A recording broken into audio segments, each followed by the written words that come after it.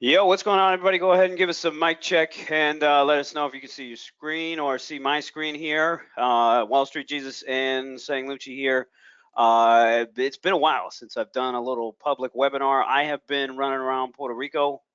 I'll give you guys an update on that once we get started, but go ahead and let us know if you can see us and hear us and all that kind of stuff. Yes, holy shit, it is Lucci. Yes, it is me.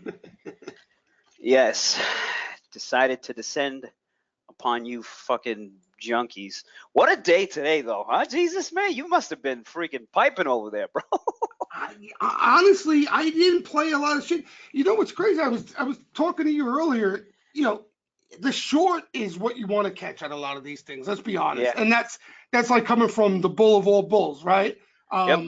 Okay, but they're not. They're not going to make it easy, man. Nope. They're gonna squeeze these things 10 times. I remember something similar to this setup where you had to stab at them a couple times Oh my before God. actually catching the move. You know what I Yeah, mean? I think Silver, so me and Silver might have to go back and forth on that one, but yeah, dude, I remember taking it. I remember just being so frustrated every single day, but knowing that I was right.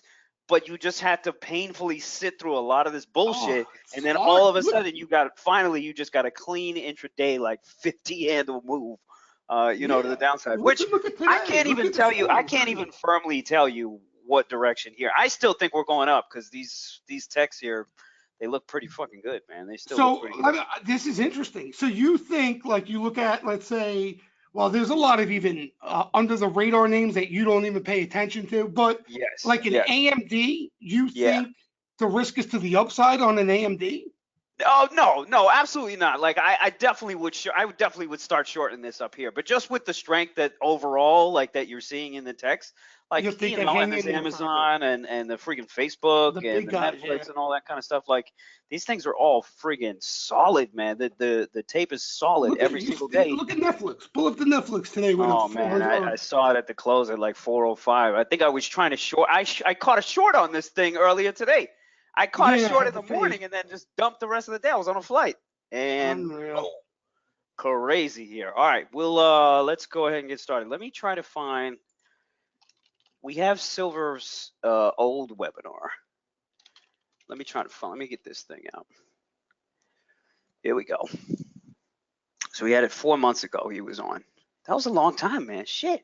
That's 4 months already. That Seriously? was 4 months ago, bro. Sweet. That's You believe it? life flying right by me. Indeed. All righty, let's go ahead and get started. What's going on, everybody? This is Sang Lucci here on Wall Street Jesus. We're going to give you a little special webinar here today. Where we're going to bring in some guest traders. One in particular, his name is Silverfin. We brought him on about 4 months ago. I just dropped the link there for you guys. And basically, this guy has just been with us for a good amount of time, probably. I mean, since we opened up the new room, and I think even before that, we'll bring him on and get the intro here for those of you who have missed the last one. It's difficult for me to pigeonhole what type of trader he is, and I think we're going to go through a lot. One thing in particular we're going to hit on is sizing up. And this is something that as an options trader, you get to a point where you're super confident in what you're doing. Then the next step is sizing up, but it's not that fucking easy. There's a lot of difficult things that happen in between, especially with the type of names you might be trading and all this kind of stuff. But before we go on through all of that, we got our master course here coming next week, actually. It's going to start next week. You guys have a link there for it, sanglucci.com/MC1000. You get a $1,000 discount. And Silver, I'm pretty sure Silver took this. I'm pretty sure he did. We'll bring him in to speak about it too as well. Most of it we're focusing on the tape reading and then just options in general, psychology as well. You also get some live action from me too. So you get morning live trading sessions where you're actually putting all the things that you're learning here to good use here. All right. So with no further ado, man, Jesus, what's going on? What's been going on lately? I've been in Puerto Rico here for the last couple of weeks, just trying to set up down there. Well, how's things going, man? How's things going? What's Yeah, I mean, you did the right thing. You took a nice score. You took the money and yeah. ran. Yeah, Relax a little. that's exactly what I did. I took the Yeah, score on the Microsoft. I was like, fuck it, I'm using this to put, on the, down payments on these condos here down in Puerto Rico. So that's exactly what I did. yeah, and honestly, Luch, I mean, it was perfect timing in a sense because, like, Yeah, even though there's still was stuff left as far as playing to the upside and stuff like that, right, it wasn't where you're going to have the confidence level like you had on that trade, right. size up, and you know what I mean? It wasn't that type. So you Yeah, took the not. I hate to call anything easy money in this game, but you took the easy money, and it's yeah, almost like you wanted to chill. You didn't want to. You didn't want to yes. grind the rest of the way, Yeah, right? you know as much as anybody. Like I do best when I get some moves. You know what I'm saying? Like Yeah, give me some direction. Like that's where if I can time my move with the market, then I'll get the momentum and then I'll really make some money. So that's where I'm making most of the juice. The where I start fucking up and where silver is actually a lot better than me at is this shit. This bullshit right here. right. So where silver is really good, and he's gonna come. We're gonna bring him in here in here in a second, and he can describe it. But what he's really good at is kind of like partying out over a lot of different names and really sticking with where the juice is and where the action is. And it always just moves around. I mean, we had that Tesla, right? We had that Tesla going to the freaking moon out of nowhere. We Yep. had the Netflix, the I think Goldman put a $480 target on this fucking thing. So this thing was running while the market was doing nothing. The Tesla was running while the market was doing nothing. So like there are certain times where a different strategy shines through the light, and even yours, Jesus, just kind of Yep. scalping equities and things like that. But during the choppy time where the market is giving me no direction, I'm just like, you know what, man, like let me just step away here. Yeah, especially on the swing. You know what I mean? Especially like Microsoft was a position trade. Right. You're holding it overnight, and it just I got honestly, I swing. Well, you don't swing that much either, but I swing a No. lot less than most people out there. And I've gotten now, Lucci, like my swing positions are in the exact same way. After I get that easy money, I Yeah. size down in a big way. I Yeah. push anything out that's any front month stuff I still got. I'll look to push out. So I take my risk down dramatically, and then I look to grind it out, day trading type thing. Right. So I'm on the same page, Yeah. and that's why you're going to Puerto Rico was just perfect timing. We got a little too hot. A Yeah. lot of names came way too quick, way too far, way Yeah. too quick. So we Yeah. needed a breather, and we're seeing that now in most stuff. There's still a lot of hot stuff out there. Yeah, 100%. And that's the other difficult thing about swing trading options here in general. Like that Microsoft hit like 102.80 and then hasn't even made a move back to that highs, since then. It just went Yeah. completely fucking dead. If you take a look at like a name like an Apple too, like just because you're in techs and these things are performing well, it doesn't mean, you're still Teflon. You know what I'm saying? Like you can't be Right. touched here. If you take a look at this Apple, a lot of people got fucking rocked over here Oh on yeah. this one. You know what I mean? And then whereas Yep. you look at a Facebook, this Facebook broke out recently. It didn't break out with everything else. It broke out recently and is now looking a little bit stronger. If you look at that AMD, so there's like a little rotation here. And this is one thing that Silver does really well. So we're gonna go ahead and bring him in here. Silver, what is going on, man? Give us an intro here for those folks who haven't watched the last webinar here. What's going on, man? What's up, guys? How's everyone doing? Good, bro. Good. Good.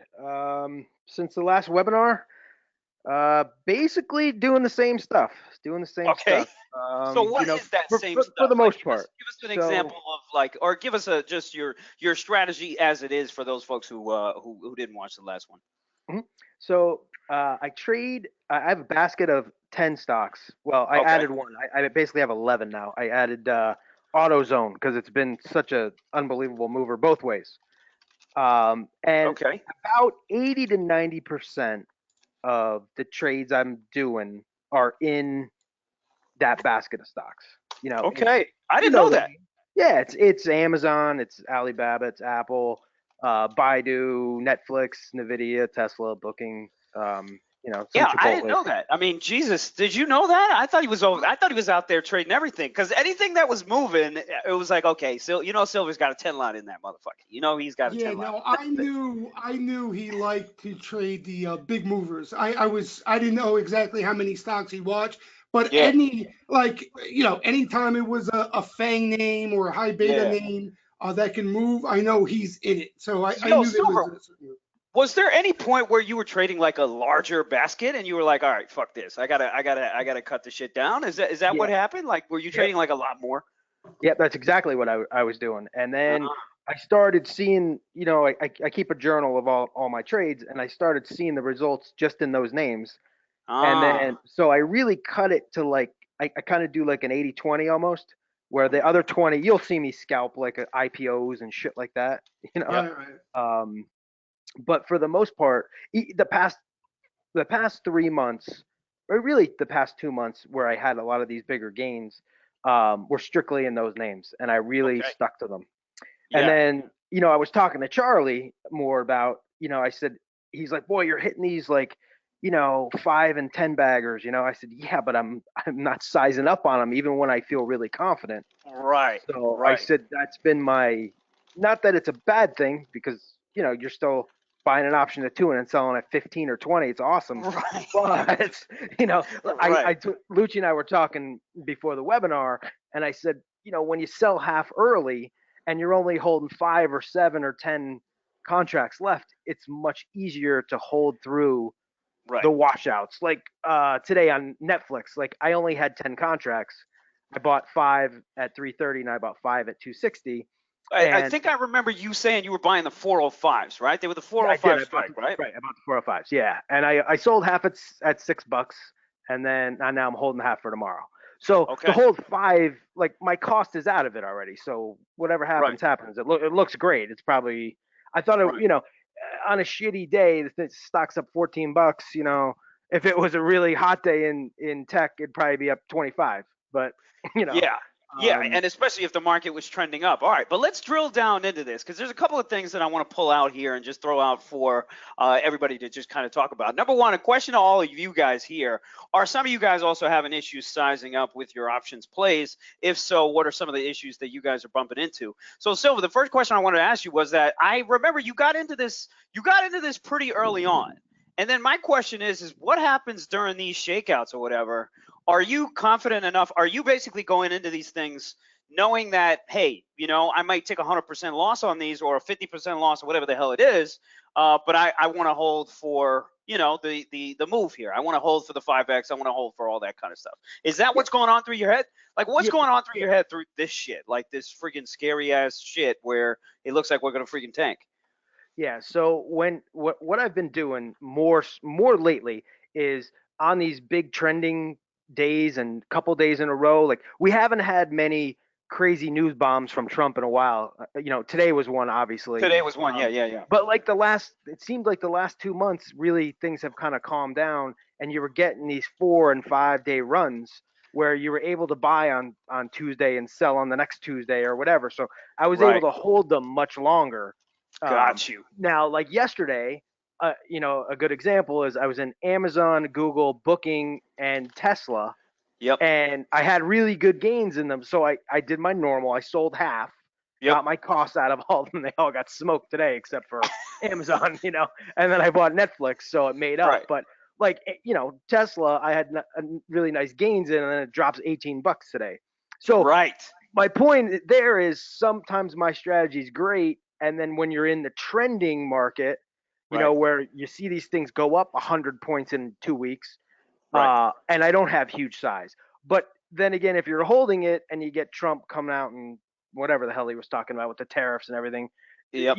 you could be smoked 100%. So the size on those stocks for me is difficult. Okay. I Okay. took. All I'll right. give you an example. I took Snap, whatever that was last week. I think it was Jesus when all those Yeah, yeah, sweeps were yeah. coming Got in. hot. Yeah.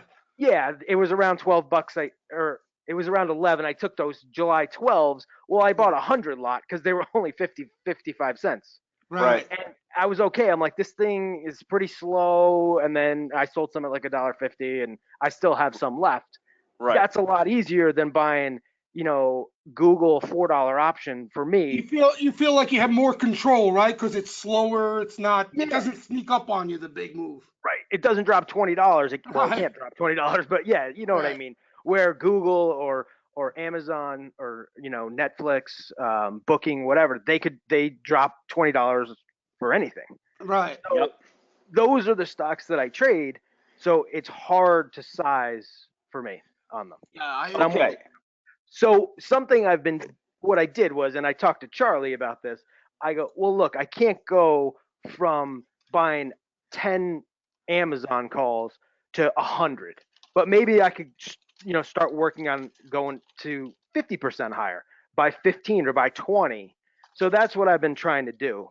If I'm confident, and I think I've told you guys I use this kind of system of mine how I size my trades. Yeah. Um, so what I've been doing is on the real high conviction trades, instead of 10 or 20, I'll go to 15 or 25. So You'll I go to have 15 been, or 25. yeah. Okay. So now I'm trying to. I Okay. still want to Okay. go. All Again, right. Netflix today, I was pretty confident with that upgrade it would go up, Yeah. but shitty tape, shitty day, shitty Shitty market. tape. So Yep. I just went 10. I'm like, I'm going my 10, and whatever, Yeah. it doubled. Still good, but All yeah, right. All right. yeah. So we're gonna talk. We're gonna drill down on this because a lot of this seems a lot of the issues with size has to do with emotions. Like at the end of the day, it has to do with the fact that Jesus and Silver were just talking about the fact that it's easier to hold a snap option, than it is a Google option. Why? Because you're not sitting at the price looking at it fucking up and down $4 or $5 in the hopes that it'll eventually go to freaking $20 or $25 or whatever the hell it is, where Snap moves a lot less. So I'm going to speak to that by saying, I'll take size on a Microsoft, but once you guys start getting size, then the difference between a Microsoft option and a Google option, just assuming you're huge and heavy size in a name like a Snap or a Microsoft, it's not that different. So I had 2,000 lot. I had a 2,000 lot on a Microsoft. This was when the shit popped off from 99 and change. So I had thousands of contracts here across like 4 or 5 different fucking strikes. And that shit wasn't pretty at all. Like I had Julys and the Junes. If you take a look at the Julys, I had those July 105s, and you can just see, for for the sake of this convo here, let's look at the last 10 days here, and let's see what we can get here. All right, and let's look at the 105s. Right, so let's look at a month here. This is a little better. Okay, so most of my action, and remember, this is a July option. I had Junes, I had weeklies too. So I had some options that tripled, quadrupled. I had this July option, which includes earnings, by the way, and I had maybe a 500 lot of this one.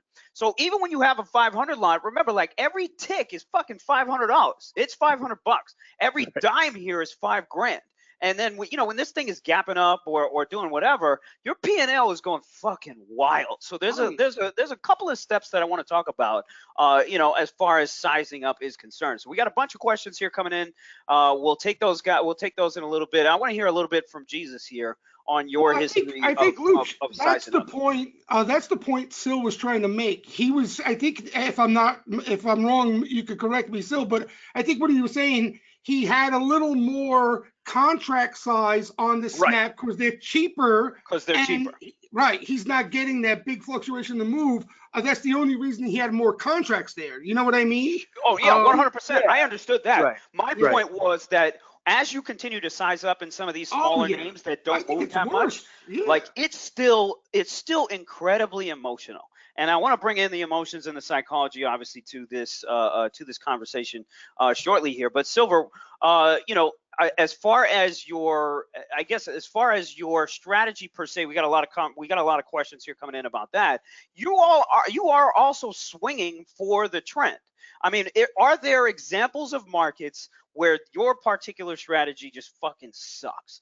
What are those? What is the market that looks like? What does the market look like where the strategy that you currently use and deploy, often, the one that you're talking about now, when does it just fucking suck? Does that happen to you, or can you give us a little clarity on that?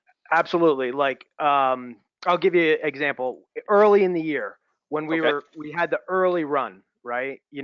I was in all the same names. They were skyrocketing every single day. Then we got into that April period where we were seeing the fluctuations every single day. Yes. Down 300, up 200, down. Yes. It was impossible to be in those names except for during the day. You For couldn't. just quick scalps. Right. Yeah, there was no trend. There was zero trend. And those days, I was even only trading almost ES for the most part because Yeah. you'd buy an Amazon option and they were so expensive, and the stock would move 5 up and 5 down, and the next thing you know, you bought a $3 option and it's $1. So Hmm. you couldn't take size then. I couldn't, at least. Yeah. And so Right. that strategy of trying to catch those 5, 6, 7 day moves, Right. where you buy the $2 option and sell it at 20 or 15 or all the way up, that just was non-existent. And I strayed away from what I was doing. And Okay. I talked to Crane a lot about this. And I was looking at other trades, names I didn't know, and I was getting smoked. I was like, so I just said, screw this. And like Crane's like, look, there's no secret sauce, like Jesus always says too. So I just said, I'm going back to basics. I'm going, and people laugh. What's basics? I'm like, Amazon, Google, the Yep. crazy names, but Yep. that's what I know how to trade. Right. Yep. So, I was trying biotechs. I was in everything, and I was Yep. all over the place again.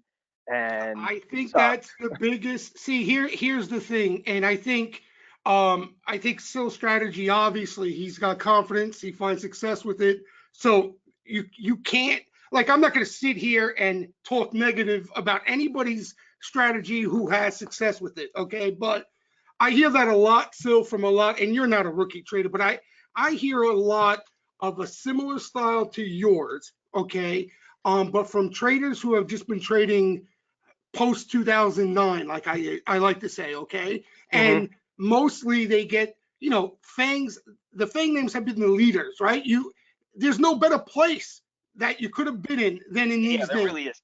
Yeah, there really Right. And what's going to happen is, as you know, market environments change, okay? And I remember you're talking about just a couple of months of a correction here. If you think about it, we haven't really had any correction prior to this, No. legitimate correction. But I remember in 2016, Lucci, if you remember then, when things is. got rocky, and those names, they were even worse than they were back in February to April here, still.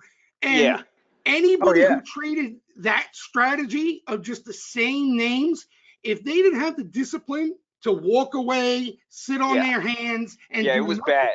they got Yeah. It was annihilated. bad. It was Yeah. bad. There was like a good 3-4 month period where you just couldn't fucking trade those things. Like legit, Oh, you couldn't fucking trade them. I think it's like banks right now. It's almost like banks yeah, right now yeah. where there's certain names that you're just not. They're just gonna go out of favor. How many of you guys looked at AMD for the last like fucking year and change? There's basically nothing to do here, more or less. I mean, besides a couple of scalps here and there, but all of it, and again, like this now comes into my strategy. All of the craziness, there's always some kind of method here.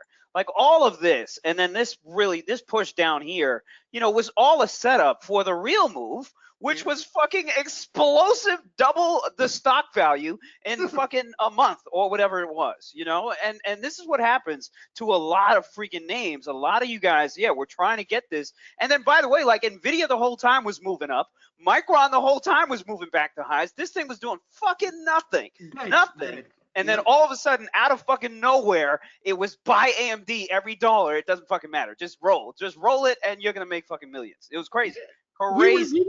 We were seeing flow in AMD. AMD catches a lot of flow, and Yeah, people traded it and they made some money, but you could just sense it. They couldn't wait to get out of it for a profit because they were so yeah, worried about it, rolling over again. yep, And it just kept going and it kept going and and here we are now. And it goes to show you, right? Everybody was on that frame of mind that just sell it before they even got in it. That's how right, worried they were about it. And look right. at it now. All right, so let's pivot here for a second here. I want to bring in psychology here as well. The psychology of, let's say, a 10 lot, versus a freaking 100 lot. Okay, Silver pointed out that obviously, let's say you were taking, let's say you took a move on the Amazon today, and let's say you picked, I don't know, we'll call it this 1750 option here, and let's say you got a 10 lot. Silver was saying he held overnight and had to add as well. But, if we look at this thing for the last 2 days, let's say, obviously there's a lot of range in these options, 100%. To hold some of these things, it gets kind of difficult, as Silver was saying. But now, if you have a situation where you have a 10 lot, you book half, you have to deal with some kind of this nonsense, it's much easier. It's much easier on the mind in general, to be able to stomach this stuff, because you're not going to look at your P&L that is in a situation where you feel trapped, and you feel like you don't have control.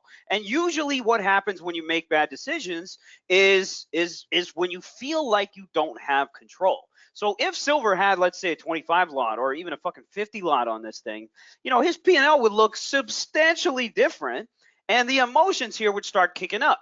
So Silver, would you say that's a fair assessment? That's been your the inhibitor as far as you being able to size up this far? Yeah, absolutely.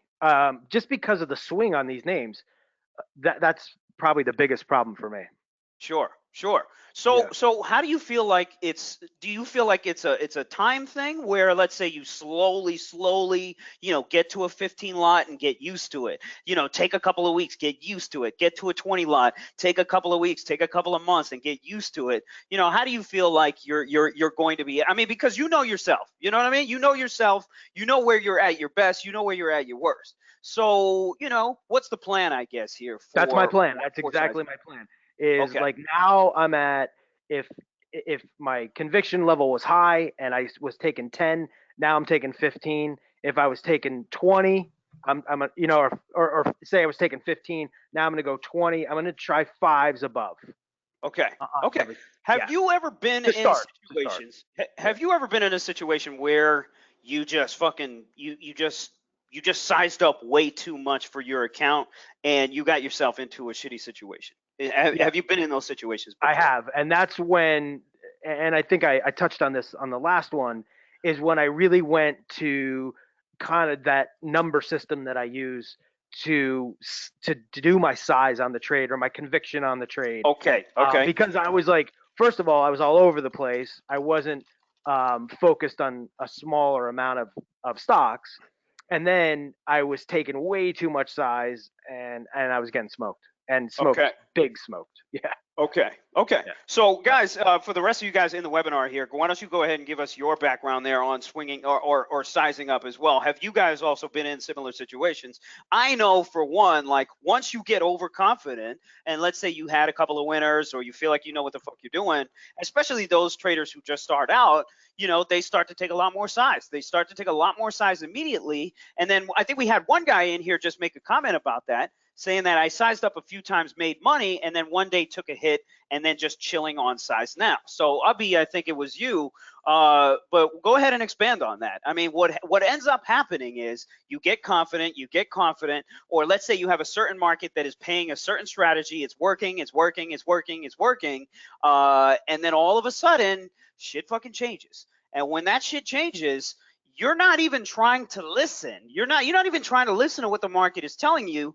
You are just used to whatever you're used to, and you're going to continue to just throw fucking size at it.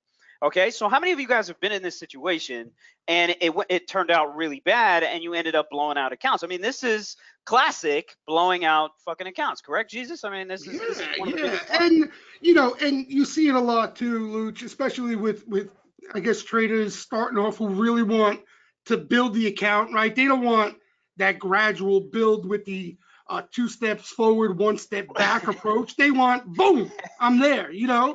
And what do? They size up. And, here's another thing too. When you size, I know for me, especially, it was an issue.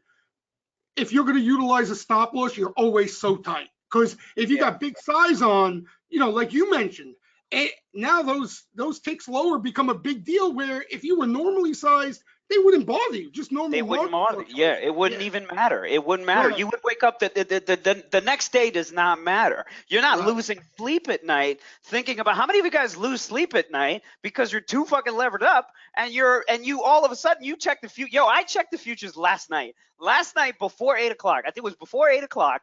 Something happened and all of a sudden we were down 10 handles in fucking seconds. And then all of a sudden, like I looked like maybe at 4 o'clock in the morning or 3 o'clock in the morning, and we're down like 30 fucking handles.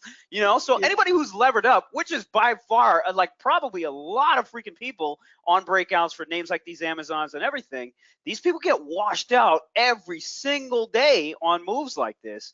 And you see millions made, disappeared, lost, all this kind of stuff, accounts blown out. And that's what happens. That's really what happens. Both you and I, we talk about that a lot. We look at that as opportunities just because we've been in the game long enough. We know that a lot of these washouts are in the market on an intraday basis are based on that, right, Luch? They're based on that. Bulls exactly. are leaning too much and they get caught and whoop, they take them down and it creates opportunity. So case in point, that fucking Tesla. This Tesla is a perfect example of what that means. And a lot of people just don't see it coming. They can't see it coming because they don't think like that. And by the way, that's one thing that I throw out there in the course a lot. Like, this is where we force you guys to look at the market from that particular perspective. What is the psychology and behavior of everybody in the stock that's trading it? I mean, if you guys go ahead and take a look at that freaking Tesla, obviously every single day it's up and up and up. You got flow coming in here, hitting 400 calls no matter what. Yesterday this thing hit a fresh high. It broke out over all these technical levels that everybody's like, oh my God, it's going straight to fucking 400 bucks. Elon Musk tweet, right? Exactly. You're getting tweets from Elon. You're getting all this kind of shit. And then all of a sudden, once that rug starts to get pulled, you have so much panic up here because everybody's too levered up here. They're too levered up. They're too excited up here. And these are the last bunch of suckers they had to squeeze in before they could actually make a pullback. Okay. The same thing's going to happen in fucking AMD. The same thing's going to happen in Netflix. The same thing happens in every fucking stock over and over and over. But people don't look at the market like that. And again, it has to do with the patience thing, has to do with the sizing thing, it has to do with the confidence and getting used to things like that. So Silva, let me throw it back to you here. Like, how do you check your patience here? I mean, you're talking about going things from the smart perspective, right? Sizing up slowly, 15 contracts, 20 contracts. So how are you so cocky enough that you can say you're going to do this when everybody else out here is going immediately to 50 lots and 100 lots and blowing out accounts? What makes you that patient guy? Where do you build your patience from? Well, if on these names, right? Obviously, because you've traded them. I used to watch you trade Priceline like a lunatic, or in the early days of your. That's a crazy one too. I mean, every day you're like, I'm never trading this again. I'm so sick of it. But with those names, as they are moving, and on those trend days where you're getting 3 and 4 days up, and they're going up $60. And you're buying 30 points out of the money on some of these because they're still so expensive. If you get a double quick and you sell half and you take your cost out, right? Now my cost is out. So, okay, now I'm just on profit. Whatever happens, happens. And that's the way I'll sell one more. And then I'll sell one more. And then I'll try to ride like the last two for like the moonshot, But I'll see you do it. I'll see you do it too. I'll see you pick it off because he'll always Silver in the chat room. By the way, he'll always get better fucking prices than I will. Because I'm again, like I have a 50 lot. I might have a 100 lot. If I get a double on mine, I'm checked the fuck out. I'm checked out. I'll take half of it. I'll do the same thing as he is, but then I'm checked out. I'm not even looking at it anymore. Which by the way, may be the wrong way to go about it. But again, we all have our thing here. So yeah, I'll always sit here watching him like get a triple on it or get a quadruple on it on moves that I'm in as well.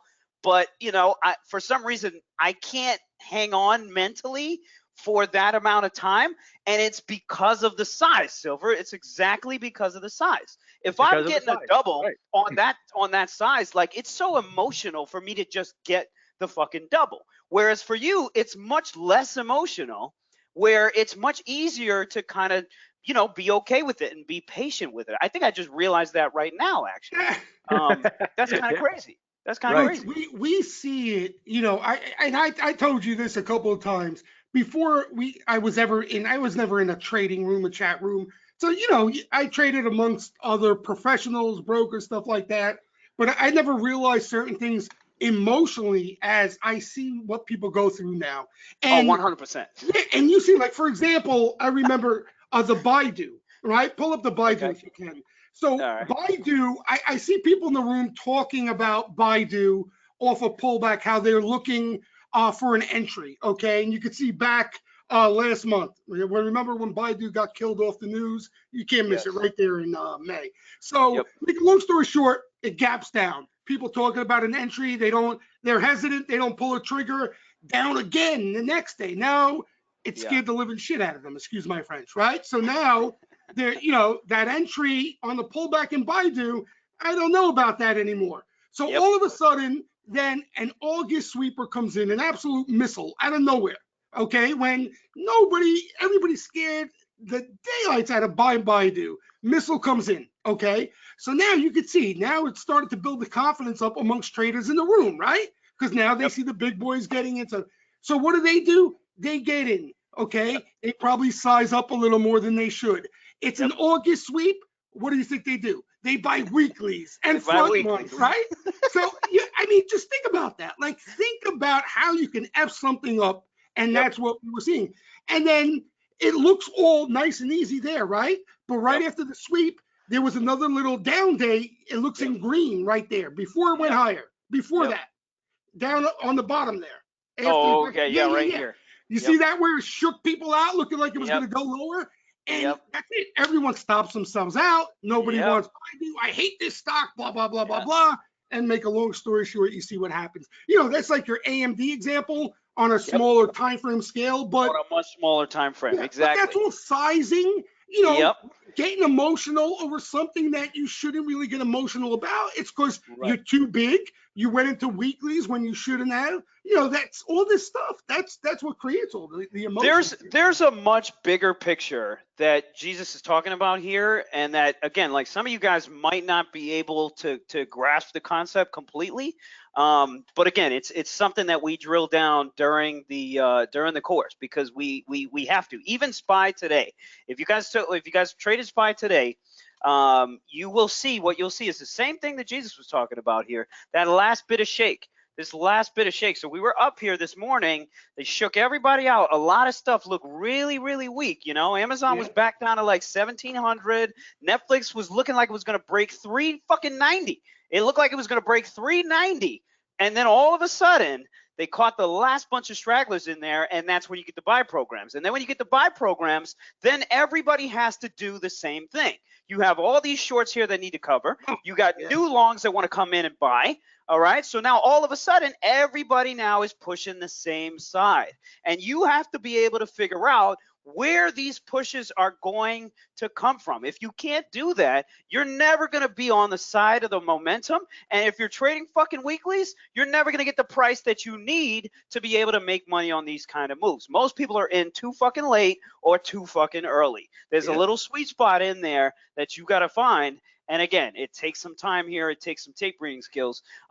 Silver, you took the course, right? I didn't take the actual course. I don't really know if I should say this, but do you remember early on you kind of just taught us it? I think so, man. He got a Maybe free it course. was that early. Like, when did you join? When did we He start was hanging in out? there. He's in there before I got to like you. 5 years, Lucci. I think, Yeah, or 4 years Fuck, or something. man, Yeah, it's that maybe amount more. of time. Yeah, it's So been a long talk time. about that, Silver. How much do you use tape versus the? Because I know you use a lot of technicals. So how much do you use tape and like market behavior here in your decision making? Yeah, there's no question. I mean, I use it. I use technicals on those stocks.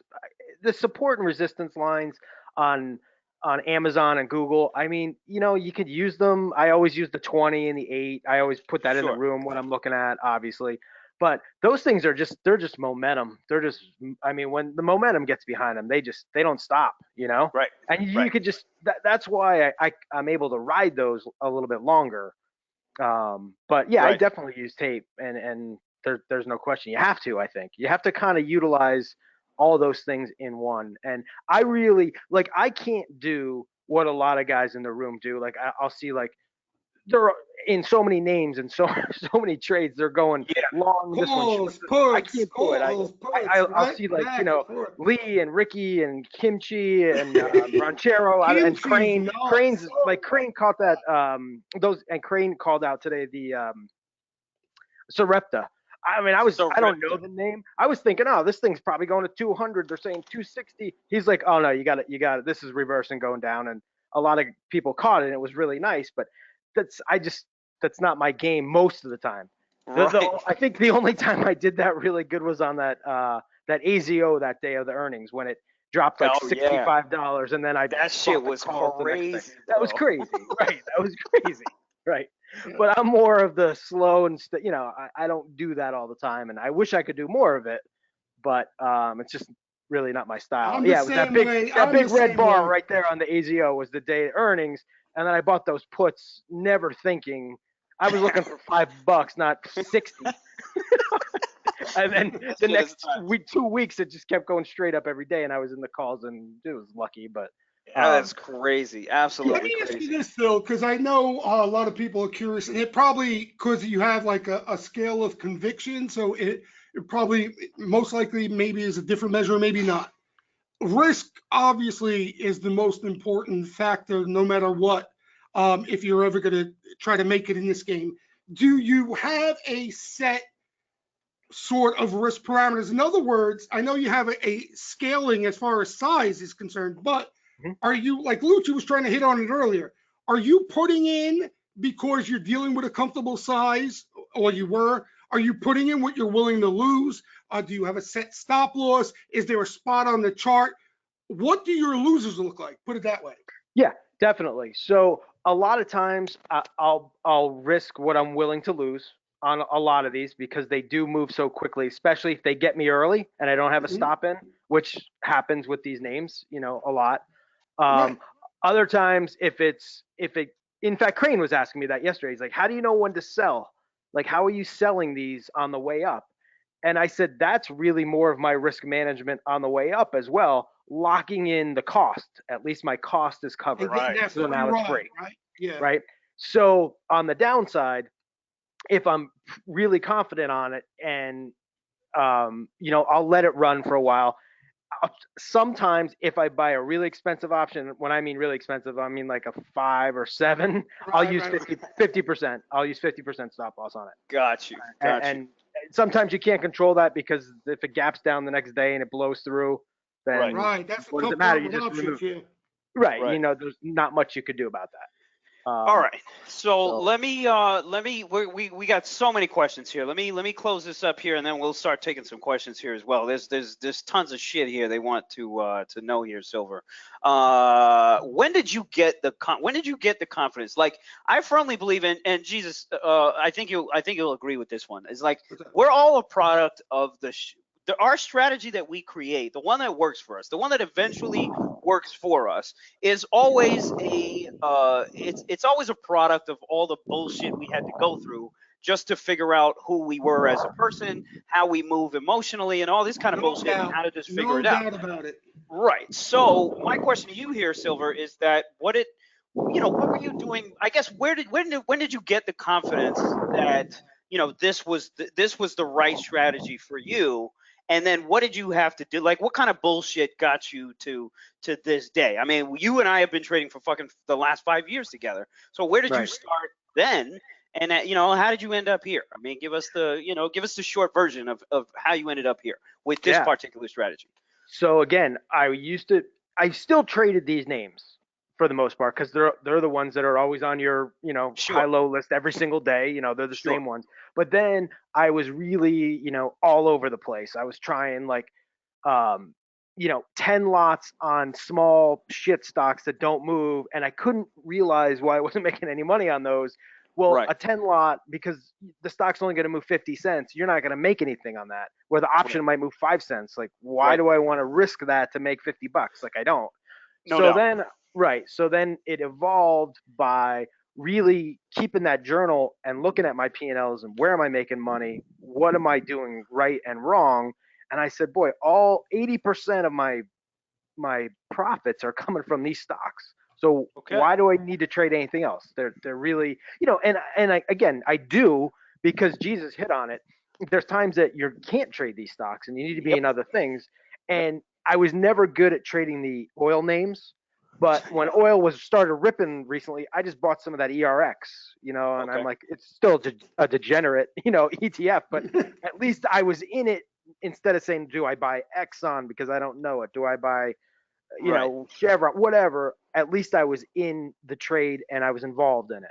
Sure. Yeah, it was like a parking spot. Yep. Right. Same like LABU. I was trading that a lot. Oh, I remember you used to trade this token a lot. Yeah, then I just bought some and I've been holding it and it's been on a tear and I just keep moving my stop up on it, and instead of trading it as much, but you have to do that. You have to evolve, because I was through 2000 when I was a broker. I was through it, man. I saw the carnage of tech where you think, oh, well, this stock, it dropped 400 points. I could buy it here. And then it drops another 400. I lived it. Right? I lived it. That's going to be a scary time, Sil, if there's no question.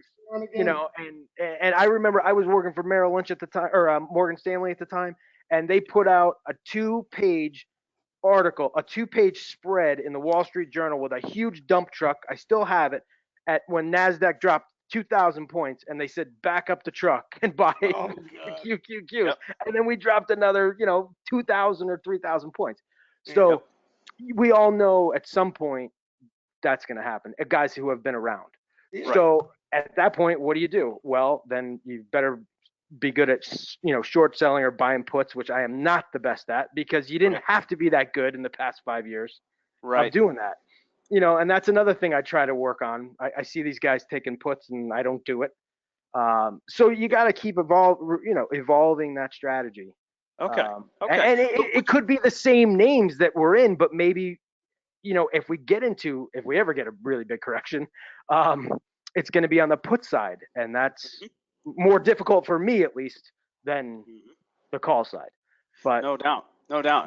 And you've been through the market enough to see the booms and the busts, and to see the difficulty, obviously, as a trader, to achieve that sort of consistent state, or not even really consistency per se, but just consistently profitable, over whatever time period here. All right, let's grab some questions here. There's tons of questions that we have in here. I'm going to try to take as many as we can, and then we'll save them, and then we'll even send them to Silver here, and then maybe we can do some kind of a follow-up thing after that. All right. So remember, guys, sanglucci.com/MC1000 here. That'll get you the discount for the upcoming course, and it's going to start on June 25th or 26th.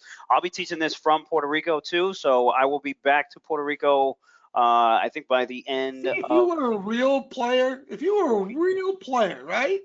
Here we go. Fly down a cruise to Puerto Rico, do the class live in Puerto Rico, people sipping pina coladas. But that's if you were a real player. I know. You know what? If you're let me tell you something, man. In Puerto Rico, like, to trade in Puerto Rico, you still have to be focused. You know what I'm saying? Like if we're sitting there drinking while I'm trying to teach somebody how to read fucking tape, it's not gonna really, it ain't gonna really help out. All right, guys, check out the link. Let's start taking some questions here. Let's see. We got a good one here about the trading journals. So ask more details about his journaling. Do you use a software product to track, or do you just keep a simple spreadsheet, or you just do some notes on a notepad? What do you do for journaling? Simple spreadsheet. And then I put basically why I took the trade, if it worked, if it didn't, where I got out, why I got out, I kind of have it, down to a science now, because I do it at the end of every single day. I just make it a habit of doing it. If I'm out of trades that day, or if I miss. Another really important one is missing trades. Okay.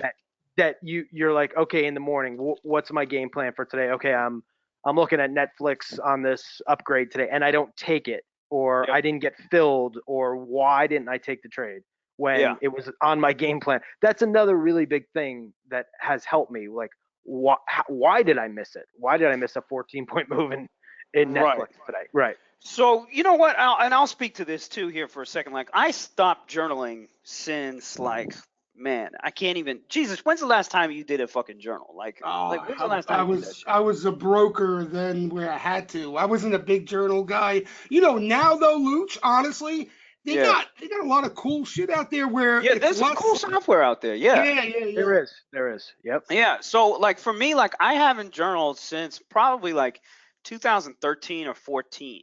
And guys, like just like a football player or like a top receiver or a tennis player or whatever, like if you don't practice your game every single day, and from the journaling perspective, remember, like as a trader, your game is fucking mental. Your game is mental.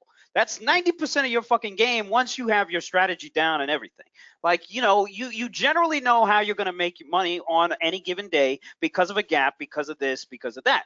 All right. Your game is fucking mental. And in order to continue your mental game and your mental state, your evolution and all this kind of stuff, that's what journaling is. That's literally your practice on the journaling. Because if you don't question some of the things that you're doing, then the next day is going to come on and you're going to do the same. You're going to make that same mistake.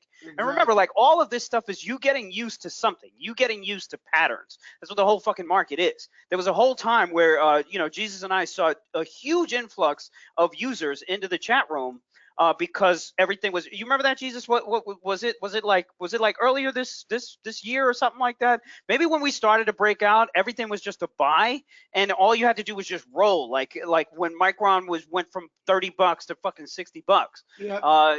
There was Every just single day. names like this happening everywhere across the board. And all you had to do is roll. You just roll your shit up and make money, roll your shit up and make money, roll your shit up and make money. And then all of a sudden, boom, that shit just disappeared. And these people just died. Like we didn't hear from them.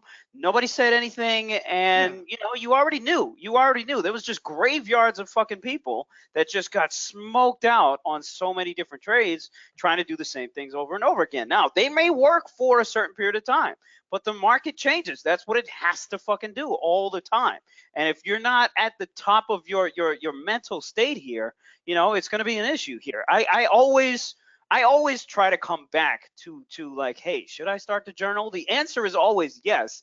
I'm just lazy as shit. Yeah, no, that's me. Honestly, me too. Like I always go back and look at trades, Luch, like order flow matched up with how the stock reacted, what went wrong, what went well. But you're right. A lot of times I get the urge to journal it, and then it's just like laziness. I think that takes over more than And then you can blame it on just about everything else. I mean tonight I should go to the gym. You know what I'm gonna end up doing? I'm gonna end up going to fucking Taco Bell, getting a with some Coke. I'll put it all in a blender. I'll mix it up with some fucking ice cream, and I'll drink the shit out of it. You know what I mean? That's what's gonna end up happening.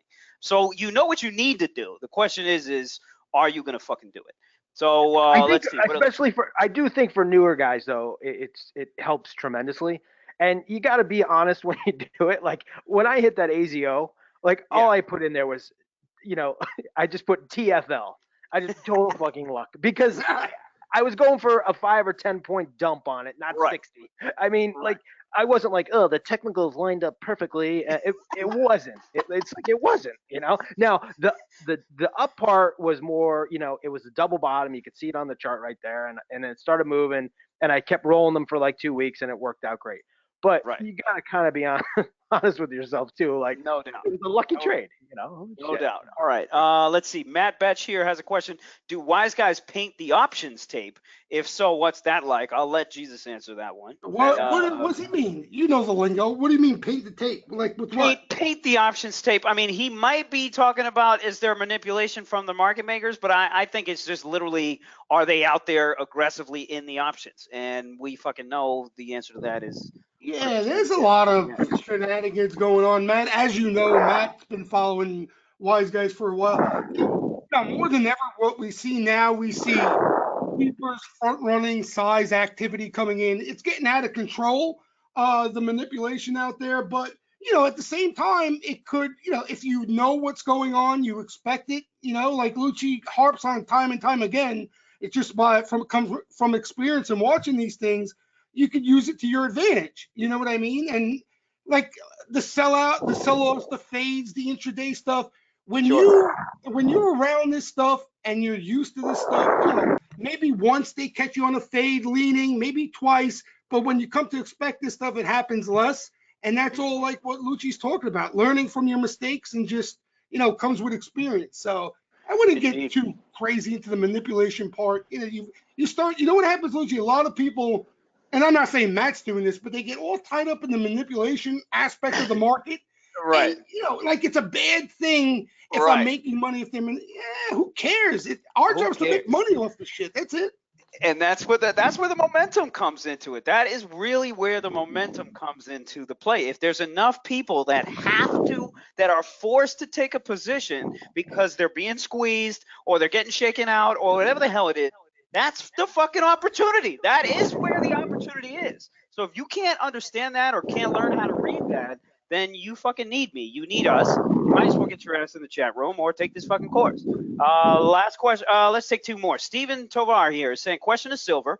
From what I can tell, it looks like you're typically in 20, 40 delta strikes, 1 to 2 weeks out. Do you stick to those options when you're sizing up, or do you go into safer strikes, or like at the money or in the money, or going with monthly? So we didn't really talk about that. Are you out there freaking plastering weeklies? What are you doing there, Silver? No, I definitely do some weeklies, and obviously you guys always know I do lottos on Thursdays and Fridays. Sure, But sure. I've been trying to do at least 2 weeks out, because you always get one bomb day like this where you just get drilled, and it's been happening, you know. So at least with time, like even this morning on those Tesla options that I had, Yep. they were Yep. up this morning. They were up Yep. on the second batch that I had on the second half, and then Yep. I got stopped out on them, and that was okay.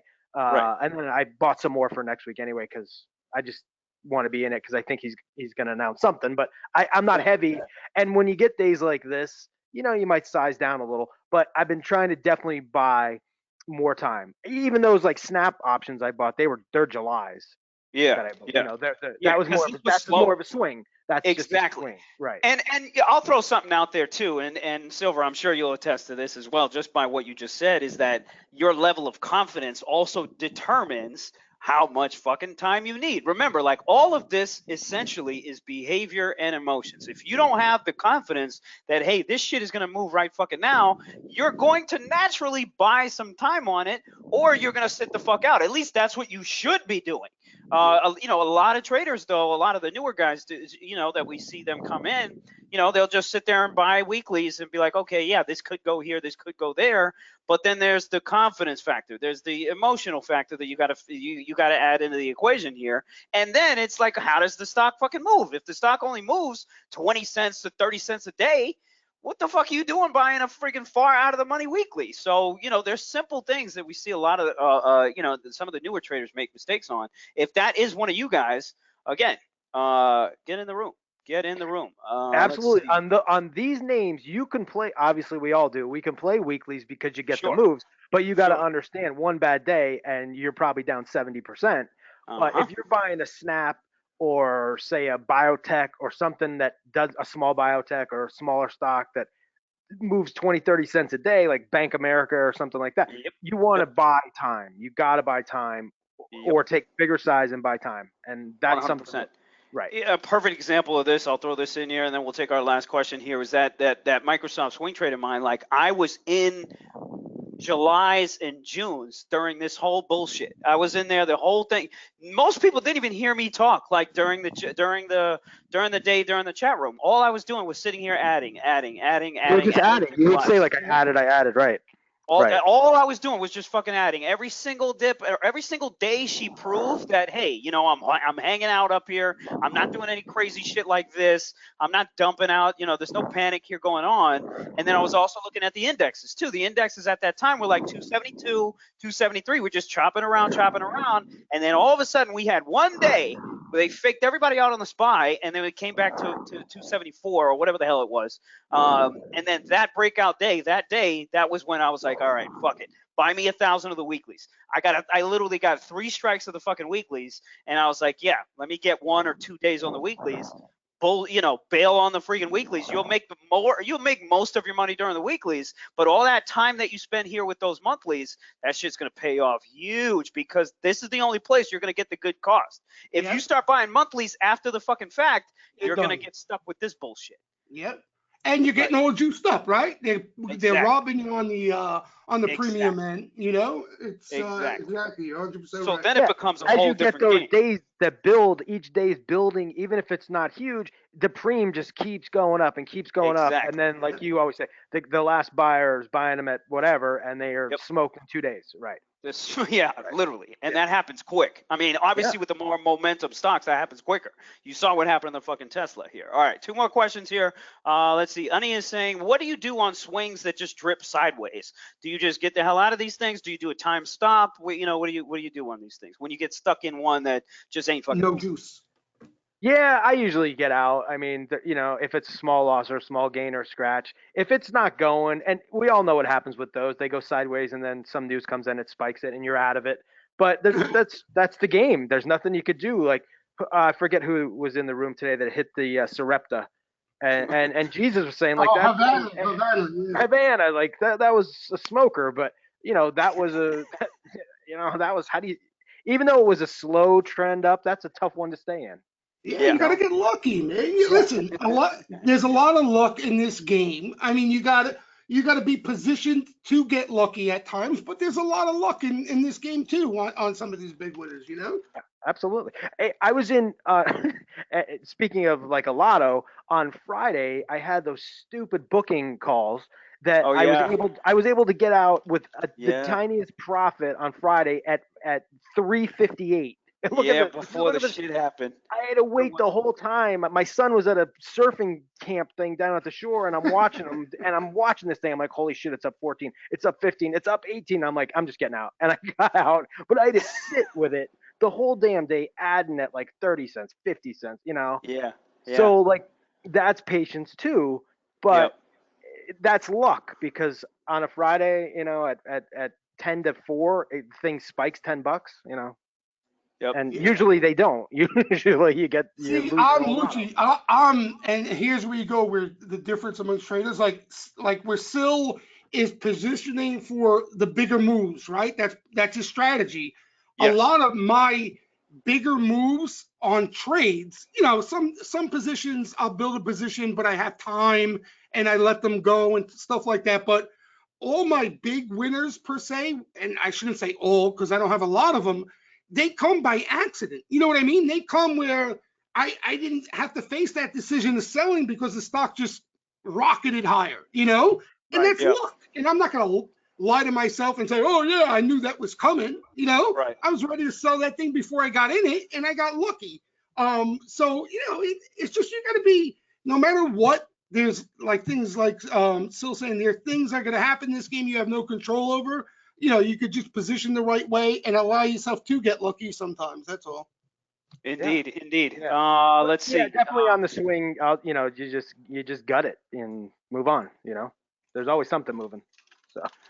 Yeah. All right. Last question here, then we're going to go ahead and close this up. Ranchero is asking, do you write options too? We'll take 2 more. Ranchero is saying, do you write options too? I don't write much at all. I don't write much at all. If I do write, I don't write like you guys do. I write covered against stock. Okay. Do you trade equity too? I've seen you trade a bunch of equity too. Oh yeah. I have equities, and I have a lot of swing stuff that I've held for a long time. See, the cloth, the cloth that me and Sil are cut from, the financial advisor pre-2008 cloth. Writing naked was like, you needed like 19,000 forms from the client and their blood.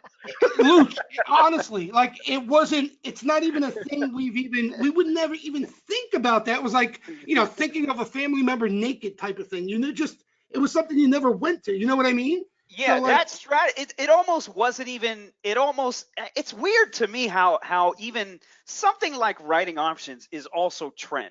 Like, it's like everything in the world now is fucking trend, and it always blossoms as a result of something. So something happened along the way, since you guys were brokers or whatever the hell it was, that now, like, I met a guy who has a $500 million hedge fund, and you know what he fucking does?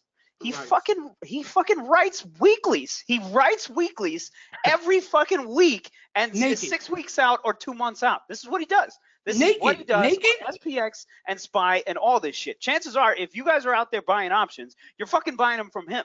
And this is all he fucking does. And he'll literally use all that leverage, and he's got, obviously, he's got so much of it, and he'll just sit there on every single option that you could fucking imagine, and he'll sit there on the book somewhere, and all he's trying to do is write for time decay, write for volatility stuff, and that's all he fucking does. See, what the guys we knew like that, Luke, the guys we knew like that, like the guys that Sil and I used to work around that did that, they're gone. They're dead. They're gone. They got, they blew up at some point in time. Yep. The market blew them up, so that's why I guess we've always had such a bad taste in our mouth, because any guy like that we knew in the game is not there anymore, Yeah, you guys remember. They got shit put to them back in remember. 08. Oh, yeah. Do you guys remember the Super Trader? The one that got put on by fucking Thinkorswim, and the one that had all this She's a shit girl, on. right? The lady, Karen. You guys remember her? Yeah. That was what happened to her. That's exactly what fucking she blew up? I didn't even know she blew up. She blew up, and that is exactly what happened to her. And just like what Silver was saying, those super, super high volatile markets where it's like we're up and down 300, 400 points on the Dow every single day, this is where it usually fucking happens. Yeah. The volatility is so high, but it keeps going higher. And like shit, you just can't control this shit. And you just can't, there's no way you can write your way out of it. As soon as, at some point, you're going to get stuck in a over leveraged situation that you just can't write your fucking way out of, or you can't even hedge your way out of it. This is what. And we haven't, Luke, let's be honest, we haven't seen anything that bad yet. It's going to come. It's coming. But we haven't seen. This is nothing. Come on. It's nothing. It's nothing. It's nothing, bro. It's nothing. No, remember back in 08, you'd wake up, you'd be limit down, and guys would have naked puts, and they're getting shit put to them at 100 points higher than they were writing. Sold it at, Yeah, if you were writing in like 2007, think about what happened to your ass after that. Like you got destroyed. 1998, 97, 2000, all those. All writing those puts, writing puts, and then you're fucked. Writing puts, and then look at this run. Writing puts, writing puts. Oh, that's what it is. It didn't come yet. It's going to come, but it's not here yet. Yo, 2008, ladies and gentlemen, was when Sang Lucci was born. Now, if this shit happens again, I mean, come on, baby. Come on, man. Well, I know now. Yo, I will fucking destroy all. The ball started to really roll out of 2008 for you, right, Luke? Yep. 2008 is when I created, when I was shorting everything and I started to really make some money. And then that's when I started swing trading options once everything got, Bank of America at $2, right? Yeah, Bank of America, $2, LVS, $2. Right. And then everything was just long only. It was mostly just long only. I remember buying Priceline at fucking $470 and selling it at $600 and making, I think, like 600 grand on it. I thought I was a fucking man. And now she's at $2,200. Whatever, man. Crazy. All right, guys. We will have this recording up, of course. All the questions that we missed here, I'm going to have Charlie just send them over to Silver. Hopefully we can get some answers from him, and then we'll push out a little blog. Remember to watch the first video we did with Silver. That way you can get some more background there. And hopefully we'll see you guys in the room as well as the course. Remember, it starts next week. Silver, any last words here? Anything you got going on here for the rest of the week? No, I'm still in half Netflix. I'm still in half Amazon. I got some Googles. Doing okay on those, and I still have a little bit of Tesla for next week, and some booking lotto now that are now lottos. Now lottos. I like that. Are now lottos. But I might be adding to them tomorrow because it actually held in there pretty good today. Oh, I love it. The lotto turned into a real trade. Lotto turns back into a real trade. And then I still have some, just the swings. I've got the snap, still in Boson common and some other stuff like that. LabVIEW. Indeed. Indeed. All right. Well, thank you very much for joining us again. Hopefully we'll have Silver on back again. But guys, again, like hop into the room. There's so many different strategies in there. It's not like we're all in there doing the same fucking thing. We're using the information that's put in there, you know, for our own particular strategies, you know, and for our own use. So again, it'll take you a little bit to get used to it, and you know, and again, to figure out what strategy you guys want to deploy out here and how to change, how to move. But the data is the most important part here for whatever you're trying to do. So hopefully we'll see you guys soon. Jesus, man, take care. Thanks, Silver. Thanks right, for guys, coming out, thanks. everybody. Have a good night, right. Sil. See you, Jesus. All right. Later.